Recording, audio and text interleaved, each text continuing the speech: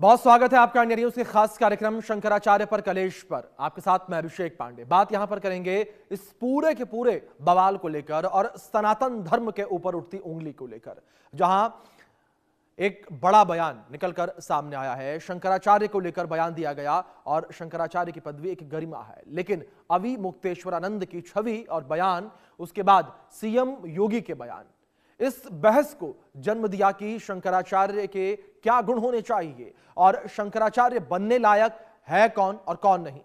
अखिलेश यादव के बयान ने यहां कोई भी भगवा पहनकर योगी नहीं बन सकता और उसने भी एक गंभीर बहस छेड़ दी है। और क्या धर्म भी सियासत का मोहरा बनकर रह चुका है या सच में शंकराचार्य और योगी पर जो बहस हो रही है वो सही है? आज इसी मुद्दे पर फेथ इन फायर में हम खुलकर बात करेंगे, क्योंकि ये मुद्दा आस्था से जुड़ा हुआ है, क्योंकि ये मुद्दा इस वक्त चर्चा का विषय बना हुआ नजर आ रहा है। इस पूरे मामले को लेकर जिस तरीके से बहसबाजी देखने को मिल रही है, जिस तरीके से बयानबाजी देखने को मिल रही है, ये बयानबाजियां कई बड़े सवाल खड़ी करती हुई नजर आ रही हैं और जो वर्ग है वो दो हिस्सों में बटा हुआ नजर आ रहा है। एक वर्ग वो जो यहां पर बात कर रहा है कि नियम सबके लिए बराबर हैं, तो एक वर्ग वो है जो ये कहता नजर आ रहा है कि कुछ विशेष लोग ऐसे हैं जो नियम से थोड़े ऊपर हैं,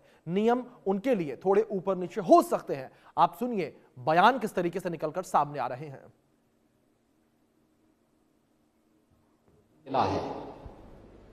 मौनी अमावस्या के दिन 4.5 करोड़ श्रद्धालु आया है। सबके लिए एक व्यवस्था बनाई गई है और कानून तो सबके लिए बराबर होता है। मेरे लिए कोई अलग कानून नहीं। अगर मैं अपराध करूंगा तो उसी कानून से मैं भी देखा जाऊंगा, जिस कानून से कॉमन मैन देखा जाएगा। मुख्यमंत्री का पद किसी कानून से ऊपर नहीं हो सकता। कोई व्यक्ति किसी कानून से ऊपर नहीं हो सकता। हर व्यक्ति शंकराचार्य नहीं लिख सकता। हर व्यक्ति हर पीठ के आचार्य के रूप में जाकर के जहां तहां वातावरण खराब नहीं कर सकता। उन मर्यादाओं का पालन सबको करना होगा। जो शब्द इस्तेमाल करते हैं वो, और फिर सोचो ना, वो तो उर्दू से चिढ़ते हैं। शंकराचार्य उर्दू क्यों बोल रहे हैं वो? और शंकराचार्य अच्छा याद दिलाया।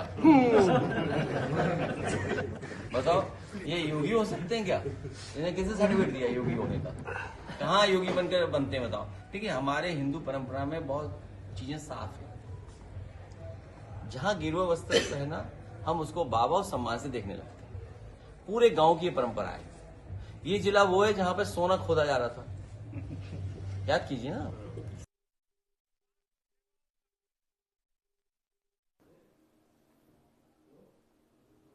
तो आपने सुना किस तरीके से बयान निकलकर सामने आए हैं, जहां पर मुख्यमंत्री योगी आदित्यनाथ ने यह क्लियर कह दिया है कि कानून सबके लिए बराबर है, चाहे वो कोई भी क्यों ना हो। कानून हाथ में कोई भी नहीं ले सकता। साथ ही साथ उन्होंने ये भी कहा कि चाहे मैं खुद, यानी कि खुद उत्तर प्रदेश का मुख्यमंत्री भी कानून अपने हाथ में नहीं ले सकता। कानून उत्तर प्रदेश के मुख्यमंत्री को भी ठीक उसी तरीके से ट्रीट करेगा जिस तरीके से एक कॉमन मैन को कानून ट्रीट करेगा। दूसरी ओर अखिलेश यादव का बयान जिस तरीके से निकलकर सामने आया, वो बयान भी यहां पर जो है इस पूरी बहस को हवा देता हुआ नजर आ रहा है।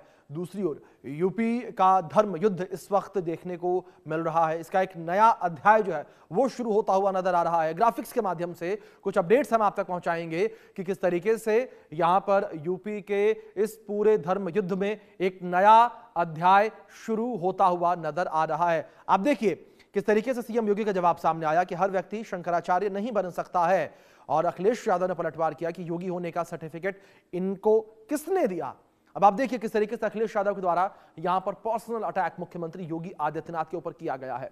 इसके बाद हर व्यक्ति आचार्य के रूप में जाकर वातावरण खराब नहीं कर सकता, यह कहा मुख्यमंत्री योगी आदित्यनाथ ने। अखिलेश यादव ने कहा शंकराचार्य से सर्टिफिकेट मांगने वाले खुद सर्टिफिकेट दिखाएं, यानी कि अखिलेश यादव का एक विवादित बयान। सीएम योगी ने कहा मर्यादाओं का पालन सबको करना होगा। अखिलेश यादव ने कहा कान छिदवाने से आप योगी नहीं होते। आप देखिए किस तरीके से अखिलेश यादव का पूरा बयान ये निकलकर सामने आया है, जो कि अब चर्चा का विषय बना हुआ है। और इस पूरे बयान को लेकर एक नया विवाद जो है वो भी खड़ा होता हुआ नजर आ रहा है। सीएम योगी ने कहा हर व्यक्ति शंकराचार्य नहीं हो सकता, हर व्यक्ति आचार्य के रूप में जाकर वातावरण खराब नहीं कर सकता। अखिलेश यादव ने पलटवार किया, कान छिदवाने से आप योगी नहीं होते। तो आप देखिए किस तरीके से अखिलेश यादव का ये पूरा बयान निकलकर सामने आया है और अखिलेश यादव का ये बयान अब चर्चा का विषय बना हुआ है। और यहां पर पक्ष विपक्ष आमने सामने आ गए हैं। अब आपको बताते हैं कि आखिर कौन बन सकता है शंकराचार्य। शंकराचार्य की नियुक्ति कोई मनमानी प्रक्रिया नहीं है। आप समझिए ये शंकराचार्य की पदवी को आप समझिए कि आदि शंकराचार्य के द्वारा रचित मठामन्या महानुशासन के अनुसार जो है शंकराचार्य बनते हैं। तो आप समझिए किस तरीके से यहाँ पर अनुशासन होता है। ग्रंथ में मठों की व्यवस्था, परंपरा और उत्तराधिकारी के नियम स्पष्ट रूप से बताए गए हैं, यानी कि साफ है संदेश। और मठामन्याय महानुशासन ग्रंथ के अनुसार शंकराचार्य का चयन किया जाता है, यानी कि एक तरीके से चुनाव जो है कह सकते हैं कि वो किया जाता है। तो आप समझिए शंकराचार्य बनने का जो पूरा रास्ता है वो किस तरीके से, जो मठ इस व्यवस्था के अंतर्गत नहीं आते उन्हें आधिकारिक मान्यता नहीं है। ये भी आप समझिए शंकराचार्य की नियुक्ति कोई भी मनमानी प्रक्रिया नहीं है, यानी कि कोई भी शंकराचार्य नहीं बन सकता है। इस चीज को आप समझिए। शास्त्रों में शंकराचार्य बनने के लिए कोई भी निश्चित आयु तय नहीं की गई है। आप समझिए चयन कैसे होता है, यानी कि कोई आयु जो है वो नहीं निश्चित की गई है। किसी भी आयु वर्ग का व्यक्ति जो है वो शंकराचार्य बन सकता है। शंकराचार्य के लिए नामित शख्स वेद, पुराण, उपनिषदों में पारंगत होना चाहिए, यानी कि उसे ज्ञान होना चाहिए। शंकराचार्य का चयन किसी चुनाव या सरकारी प्रक्रिया से नहीं होता है, यानी कि सरकारी मशीनरी का उपयोग यहाँ किसी तरीके से नहीं होता। ये पूरी तरह से गुरु शिष्य परंपरा का पर आधारित है, यानी कि जो नियम पहले से चलते आ रहे हैं उन्हीं नियमों पर यह भी आधारित है। वर्तमान शंकराचार्य अपने जीवन काल में योग्य शिष्य को उत्तराधिकारी घोषित करते हैं, यानी कि वो अपने हिसाब से अपना उत्तराधिकारी घोषित कर सकते हैं। वो तय करेंगे कि अगला शंकराचार्य कौन होगा। इस प्रक्रिया को उत्तराधिकारी दीक्षा कहा जाता है, यानी कि वो अपने उत्तराधिकारी को दीक्षा देंगे और अपने उत्तराधिकारी को चुनेंगे कि उनके बाद कौन।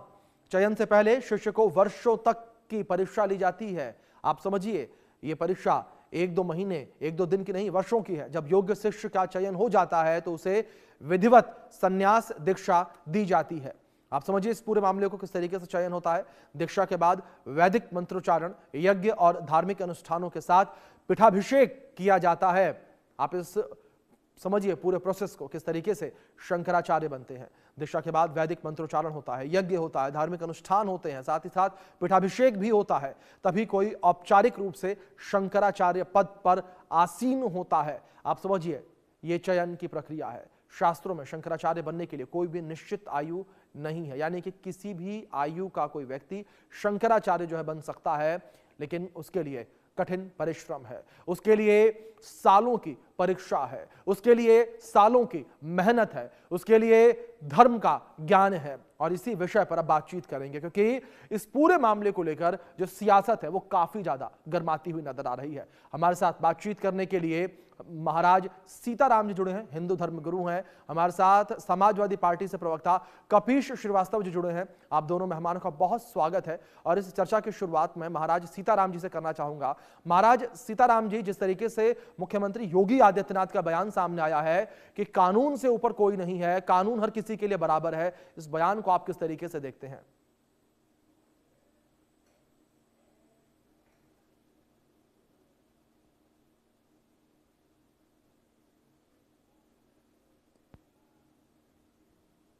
जी सीताराम जी, आवाज पहुंच रही है आप तक मेरी? जी निश्चित रूप से योगी आदित्यनाथ जी ने जो कहे हैं तो आपने 100% सही कहे। कानून से कोई बड़ा नहीं हो सकता है, स्वघोषित कोई शंकराचार्य नहीं हो सकता है। जिस तरह से अपने चीज के गरिमा को, मर्यादा को बनाए रखना होता है, आप किसी चीज से स्थापित हो सकते हैं, लेकिन आप घोषित शंकराचार्य नहीं हो सकते हैं। अगर आप हैं भी कदाचित तो आपके लिए भी वही संविधान है, वही कानून है जो आम लोगों के लिए है। जो आम लोगों के लिए कानून है वही किसी पीठ के पीठाधीश्वरों के लिए होता है। आप कानून का उल्लंघन कतई नहीं कर सकते। अगर कानून का उल्लंघन करिएगा तो कानून आपको बख्शने वाला नहीं है। कानून के दायरे में, संविधान के दायरे में जो भी है, चाहे किसी पद पे हो, चाहे किसी प्रतिष्ठा से पाए जाते हो, चाहे किसी भी गरिमा को बना करके रखना पड़ेगा, मर्यादा को बना के रखना पड़ेगा। मर्यादा को उल्लंघन करिएगा कदाचित कोई बर्दाश्त नहीं करेगा। उन्होंने जो कहा है वह 100% सही कहा है, उसमें कोई इट बट लेकिन नहीं होनी चाहिए। जी बिल्कुल। कपिल जी, मैं आपका रुख करूंगा। कपिल जी, जिस तरीके से मुख्यमंत्री योगी आदित्यनाथ ने सदन में से ये बात कही थी, उसके बाद जिस तरीके से अखिलेश यादव ने कहा, जिस तरीके से उन्होंने भगवा के ऊपर, जिस तरीके से उन्होंने सनातन के ऊपर सवाल खड़े किए, क्या वो सही है कपिल जी? क्यों नहीं सही? मैं तो एक बात पूछ रहा हूँ, भगवा तो भागवत का कलर है, और यहाँ हमें आप बताइए जी कि कोई भी व्यक्ति गिरुआ चोला पहन करके वो भागवत हो जाएगा या रावण भी हो सकता है? जी। और मैं ये बिल्कुल इस बात से सहमत हूं कि हर आदमी, चाहे वो शंकराचार्य हो या राष्ट्रपति हो, वो सभी कानून के दायरे में आते हैं और कानून के हिसाब से चलना पड़ेगा। जी। क्योंकि ये देश किसी एक धर्म विशेष का नहीं है, ये संविधान से चलने वाला देश। मैं तो योगी आदित्यनाथ जी से एक बात पूछना चाहता हूं कि एक सनातन धर्म में पैदा हुए व्यक्ति को गंगा स्नान करने से कोई ताकत नहीं रोक सकती है, और एक सनातन परंपरा के सबसे सर्वोच्च पद पर बैठे हुए व्यक्ति को, जो कि हमारे जीवित शरीर में शंकर माने जाते हैं, जी। उनके बटुकों का शिखा पकड़वा के, पटकवा के, जूते से मरवा के, बूटों से कुटवा के, ये कौन सा आप सरकार का जो है वो कृत्य कर रहे थे? और अगर वो स्नान नहीं कर सके या आप ले नहीं जा सके, आपने पालकी पर जाने का विरोध किया, और कुछ एक बाबा ऐसे थे जो बुलडोजर लेकर के गए, आपने उनको तो नहीं रोका। भाई उनको क्यों नहीं रोका? और ये परंपरा पालकी की आज से नहीं आ रही है। देखिए, सबसे बड़ी चीज ये है कि जो अकबर काल के समय से भी, उससे पहले से, उसके बाद भी जो फडणवीस राजा हुए हैं, वो बकायदा पालकी का इंतजाम करवा के उस समय भी कराया करते थे। और उनमें की परिपाटी में जो आज जीवित हैं, वो स्वयं इलाहाबाद आए थे, उन्होंने सारी चीजें कही। और रह गई बात ये कि कोई व्यक्ति शंकराचार्य है या नहीं है, कोई व्यक्ति योगी है या नहीं है, ये हम आप या हमारी सरकार नहीं तय कर सकती। जो 4 मठ हैं आदि शंकराचार्य के बनाए हुए, उन चारों मठ पर कैसे नियुक्ति होती है वो आपने प्रोसीजर दिखाया है जी। और वो सारे प्रोसीजर्स अपनाए गए हैं किसी को शंकराचार्य बनाने में जी। और रह गई बात इस चीज की कि जो सरकार का काम ही नहीं है वो तो वहां नहाने गए थे, लेकिन आप तो उनकी शंकराचार्य होने का ही पर आपने तमगा उठा दिया। तो प्रश्न इस चीज का है कि अगर प्रश्न ये उठेगा तो योगी जी बताएं कि मुख्यमंत्री और योगी दोनों एक साथ कैसे हो सकते हैं? मुख्यमंत्री और मठाधीश कैसे हो सकते हैं? योग और भोग तो नदी के 2 किनारे हैं, और जब इसका मिलन होता है तो विप्लव होता है। सनातन परंपरा में, ऋषि परंपरा में, ऋषि कभी महाराजा या राजा नहीं हो सकता। लोकतंत्र में जो राजा होता है हमारे यहाँ, वो प्रदेश का जो है मुखिया होता है और केंद्र का मुखिया होता है। तो हम तो एक बात ये पूछना चाहते हैं कि अगर योगी जी दूसरे का पूछेंगे तो हमारे जैसे आम आदमी भी उनसे पूछ लेंगे कि आपको योगी की उपाधि कहां से मिली, किसने दे दिया। और ये 3 पीढ़ियों से जो आपका जो मठ है गोरक्षनाथ पीठ का, वो नाथ संप्रदाय का है। नाथ संप्रदाय की स्थापना ही मनुवाद के विरुद्ध हुई थी। और कनफटे साधु जो हमारे यहाँ नियुक्त होते हैं, क्योंकि मैं गोरखपुर का ही रहने वाला हूँ और योगी जी से 2 किलोमीटर की दूरी पे रहता हूँ और रोज मंदिर दर्शन करता हूँ, मैं ये पूछना चाहता हूँ कि इसमें तो सभी धर्म के, यानी कि एक रंगा साधु भी होते थे जो बकायदा सारंगी लेकर के जाते थे, मुस्लिम्स होते जी। और इसमें एकदम स्पष्ट परंपरा है कि सवर्ण कास्ट को छोड़ करके बाकी लोग ही मठाधीश हुआ करते थे। मच्छेंद्र नाथ निषाद समाज से थे, आप जितने भी समाज के उठा करके देखें। तो ये तो मनुवाद के विरुद्ध स्थापित मठ था। पिछली 3 पीढ़ियों ने कब्जा क्यों कर लिया? दिग्विजयनाथ, फिर वैद्यनाथ और फिर योगी आदित्यनाथ। ठीक है, ये तो इनमें नहीं आते हैं। ये तो बड़े सवाल कपिल जी जिस तरीके से आप खड़े कर रहे हैं, वो मनुवाद है। नहीं, मैं पूरा इनको मैं तो पूरा किताब भेज दूंगा जी, जो नाथ संप्रदाय पे किताब है, मैंने उसको पढ़ा है और मैं हिस्ट्री का छात्र रहा हूं। गोरखपुर मेरी जन्मस्थली है, तो मैं नहीं जानूंगा जिस तो तरीके कौन से आप जानेगा? सवाल खड़े करें, जाहिर तौर पर विपक्ष में रहकर सवाल खड़े करने का पूरा अधिकार आपको है। इसी के साथ एक रिएक्शन में महाराज जी का भी चाहूंगा। महाराज सीताराम जी, मैं आपका रुख करूंगा।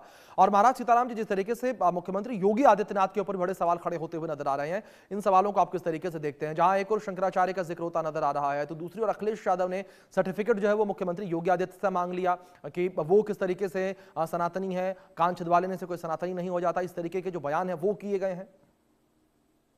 देखिए, निश्चित रूप से समाजवादी पार्टी का जो एक दायरा है, एक उनका जो स्टैंड है, वो निश्चित रूप से सनातन और सनातनियों के विरोधी रहा है। मैं पूछना चाहता हूं, क्या एक पीठ, गोरक्ष पीठ के पीठाधीश्वर हैं, क्या आपसे उनको सर्टिफिकेट की आवश्यकता है? क्या आप भगवा पे सवाल खड़ा करेंगे? आप किसी मौलाना के बारे में तो नहीं पूछ सकते हैं, जो मौलाना आपके धर्म पत्नी के ऊपर अभद्र टिप्पणी करता है, क्या उस पर आप लोगों का एक वक्तव्य नहीं होता है? क्या आप भगवाधारियों के ऊपर आप सवाल खड़ा करते हैं? आपको कह देते हैं कान छदवाने से क्या कोई सन्यासी हो सकता है? सन्यासी का मतलब क्या होता है? सम्यक न्यासते सन्यास, जो सम्यक रूप से अच्छी तरह से न्यास मैंने त्याग दिया है, उसी को सन्यास बोलते हैं। जिन्होंने अपना घर छोड़ा, परिवार छोड़ा, अपना संबंधियों के छोड़ा, एक पीठ पे बैठ करके सेवा करते हैं, सेवा ही परमो धर्म है। ऐसे चीजों को उद्घाटित करने वाले लोगों के ऊपर आप सवाल खड़ा करते हैं। लेकिन जो देश में तनाव पैदा करता है, देश में नफरत पैदा करता है, देश में तोड़ना चाहता है, जो सनातन संस्कृति के विरोधी है, जो राष्ट्र विरोधी है, उसके ऊपर एक भी शब्द नहीं आते हैं, एक भी वक्तव्य नहीं आपके आते हैं कि उसके ऊपर भी बोल दीजिए। किसी मौलाना के ऊपर, किसी मंत्र, किसी जो है मत मजहब के ऊपर नहीं बोलेंगे, सनातनियों को टारगेट करेंगे। सनातनी क्योंकि सहिष्णु है, सरल है, सहज है, इसलिए आप लोग टारगेट करने का काम करते हैं। इस प्रकार के जो है सनातनियों में विवाद पैदा करने का काम मत करिए, इससे आपका धरातल मिट जाएगा। आप विपक्ष है, आप जो है सच्चाई की बात करिए, आप शिक्षा, सुरक्षा, स्वास्थ्य की बात करिए, आप विकास की बात करिए। आप इस प्रकार के सनातनियों में विभेद पैदा करने का काम करिएगा तो ये निराधार है, निरर्थक है, इसका कोई मतलब नहीं। जी ठीक है। कपिश जी, दूसरी ओर मैं आपसे यहां जानना चाहूंगा, क्या आप ये मानते हैं कि शंकराचार्य जैसे जो पद है, उस पद पर बैठे हुए व्यक्ति को एक आम आदमी की तरह ट्रीट करना, कानून के पाठ की बात करना, क्या सही है? देखिए, मैं बहुत सीधी बात कह रहा हूं कि देश के कानून से बड़ा कोई भी नहीं है। और हम नहीं समझते हैं कि किसी भी शंकराचार्य ने डे ऑफ फर्स्ट से लेकर, मैं ये नहीं कह रहा हूं कि इन्हीं शंकराचार्य ने, किसी भी शंकराचार्य ने ऐसा कोई कार्य कभी भी नहीं किया जो गैर कानूनी। और अगर हमारी सरकार ने कभी गलत किया तो हमने खुलेआम माफी मांगी है और प्रायश्चित किया है। हमने अपनी सरकारें कुर्बान की हैं, हमें लोगों ने चुन करके नहीं भेजा। क्या योगी आदित्यनाथ और भारतीय जनता पार्टी भी वही गलती दोहराना चाहते हैं जो समाजवादी पार्टी के समय में जो हमारी पुलिस थी उन्होंने किया था? तो प्रश्न तो इस चीज का खड़ा होता है कि हमारी सनातन परंपरा में यह कहा गया है कि जहां प्रायश्चित हो जाता है वहां से व्यक्ति की शुद्धि हो जाती है। और महाराज बैठ के समाजवादी पार्टी पे गरमाए हुए हैं। अरे महाराज, राम मंदिर तोड़ करके और रामलला को टेंट में लाने वाले भी यही लोग थे, वो तो मंदिर में विराजमान थे। आपने मंदिर तोड़ा क्योंकि वर्डिक्ट में आ गया कि वो मंदिर था, इसीलिए वहां मंदिर मिला है 1000 के पन्नों में। इन्होंने तो मंदिर गिराया। 29 साल तक भगवान राम को अपनी राजनीति के लिए अखाड़े में बैठाया। जिनकी आप बात कर रहे हैं वो संत कहां से हुए जब वो राजनीति कर रहे हैं, देश के लिए राजनीति कर रहे हैं ना। संत तो संन्यास ले लेता है, उसको इस जगत से मतलब नहीं होता। हाँ, लेकिन वो गाइडेंस जरूर करता है। आप देखिए ना, भगवान राम को क्या वशिष्ठ जी गाइडेंस नहीं दिया करते थे? किसको नहीं दिया करते थे? चाणक्य ने स्वयं क्यों नहीं राजा बन गए? चाणक्य जो हैं वो स्वयं राजा तो बने नहीं, वो तो शिक्षक थे।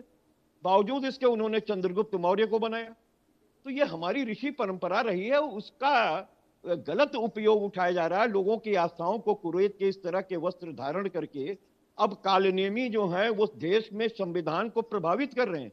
क्योंकि हमारे यहाँ चुनाव इस बात के लिए कहा जाता है कि निष्पक्ष होना चाहिए, और किसी भी आस्था से परिपूर्ण अगर कोई व्यक्ति बैठता है किसी मठ का आवरण लेकर के, तो उसका चुनाव निष्पक्ष कैसे हो सकता है? आप ये बताइए। ठीक है। तो हम तो सरकारें अपने विकास के लिए लाते हैं। देश के अंदर धर्म चलाने का काम शंकराचार्य और मठाधीशों का है, सरकारों का नहीं। जी ठीक है। महाराज सीताराम जी, दूसरी ओर जिस तरीके से यहाँ शंकराचार्य जी को लेकर बयान दिया गया है, क्या इस बयान को आप सनातन के ऊपर बयान या सनातन के ऊपर हमले के तौर पर देखते हैं, या केवल एक साधारण बयान और कानून व्यवस्था स्थापित करने वाला बयान देखते हैं? देखिए, सनातन पे नहीं, इनका जो मुख्यमंत्री जी का जो बयान है वो कानून व्यवस्था को लेकर के उन्होंने बयान दिया है कि कानून व्यवस्था का कोई भी उल्लंघन करे, चाहे कोई स्वयं पद पे बैठा हुआ मंत्री ही क्यों न हो, वह भी कानून के दायरे में है, वह भी कानून का उल्लंघन नहीं करेगा। उसी तरह से आप किसी पीठ के पीठाधीश, आप वहां के काल चक्रों को, घटना को देखिए, किस तरह से वो एग्जिट मार्ग को जो है रोका जाता है, वहां पे यातायात को असुविधा पहुंचाई जाती है, उनसे जो है शासन प्रशासन विनय कर रहा है, प्रार्थना कर रहा, अनुरोध कर रहा, और इनके कुछ अराजक तत्व जो उसको बैरिकेटिंग को तोड़ते हैं, वहां पे अराजकता फैलाते हैं, वहां पे भीड़ के दबाव बढ़ाने का काम करते हैं। क्यों? एक सोची समझी या एक साजिश रची गई थी, उसका पर्दाफाश करने का काम शासन प्रशासन के द्वारा किया गया। शासन प्रशासन किसी प्रकार के शंकराचार्य जी के, कथित शंकराचार्य जी के ऊपर कोई टिप्पणी नहीं किया, कोई अभद्र शब्द का प्रयोग नहीं किया, कोई इस प्रकार का जो है अपनी आचरण का व्यवहार नहीं किया जो एक समाज में जो दुर्भावनाएं जाती। लेकिन कुछ ऐसे ओछी मानसिकता के लोग हैं जो सदैव सरकार को कटघरे में खड़ा करने का काम करते हैं। सरकार कितना सुंदर व्यवस्था वहां करने का काम किया, क्या इससे पहले माघ मेला में 4.5 करोड़ लोग स्नान किए थे मौनी अमावस्या में, या पूर्णिमा के दिन, या संक्रांति के दिन? इतना तादाद में श्रद्धालुओं को आना, यह तो हमको लग रहा है कि उत्तर प्रदेश के कमान संभालने के बाद इतना तादाद तो पहली बार ये माघ मेला में आया था। 4.5 करोड़ लोग दर्शनार्थी आए, इस प्रकार की उनकी सुव्यवस्था दी गई, तभी तो इतना श्रद्धालु आए, स्नान किए, और उस स्नान के बीच में इस प्रकार का जो है वहां पे जो है ऐसा क्रिएट करना, वह कितना जो है सच्चाई था जी। और आप सदैव कहते हैं कि सदैव हमारे यहाँ ऋषि परंपरा रहा, ऋषि मंत्र दृष्टा रहा। ऋषि जो होते हैं वो मंत्र दृष्टा होते हैं, वह दूरदृष्टि दूरगामी सोच रखते हैं। सदैव संचालन का मुख्य सूत्रधार हमारे ऋषि महात्मा ही रहे, उनके ही नेतृत्व में सत्ता जो है धर्म पथ पे चलने का काम किया। यतो धर्म ततो जय का शासनादेश उद्घाटित करने वाले कौन लोग? ऋषि महात्मा थे जी। जी कपीश जी, जिस तरीके से ये पूरी स्थिति इस वक्त नजर आ रही है, कपीश जी, जहां शंकराचार्य को लेकर जिस तरीके से जो स्थितियां बनी हुई हैं, उन स्थितियों को लेकर आप विरोध कर रहे हैं, आप कह रहे हैं कि राजनीति नहीं होनी चाहिए, लेकिन दूसरी ओर जिस तरीके से समाजवादी पार्टी के मुखिया का बयान निकलकर सामने आया मुख्यमंत्री योगी आदित्यनाथ को लेकर, क्या आपको नहीं लगता कपीश जी कि एक नए विवाद को जन्म देता है ये बयान? क्योंकि अगर मुख्यमंत्री योगी आदित्यनाथ को लेकर बात करें तो एक पीठाधीश्वर को लेकर इस तरीके से बयान देना, उनकी पदवी को लेकर इस तरीके से सवाल खड़े करना, एक सर्टिफिकेट मांगना, क्या आपको नहीं लगता कि एक नए विवाद को जन्म देता है ये पूरा बयान? ये तो जो उंगली उठाता है ना जी, उसको स्वयं सोचना चाहिए जी। एक व्यक्ति जो राजनीति में मुख्यमंत्री है, वो अपनी उंगली उठा रहा है शंकराचार्य के ऊपर कि आप शंकराचार्य हो या नहीं हो, प्रमाण पेश करो। माफी मांगा योगी आदित्यनाथ जी शंकराचार्य से, लिखित तो मांग ले, क्या दिक्कत है? उनको तो ये उनका अधिकारातीत कार्य है किसी को बताना कि ये फला है या नहीं है।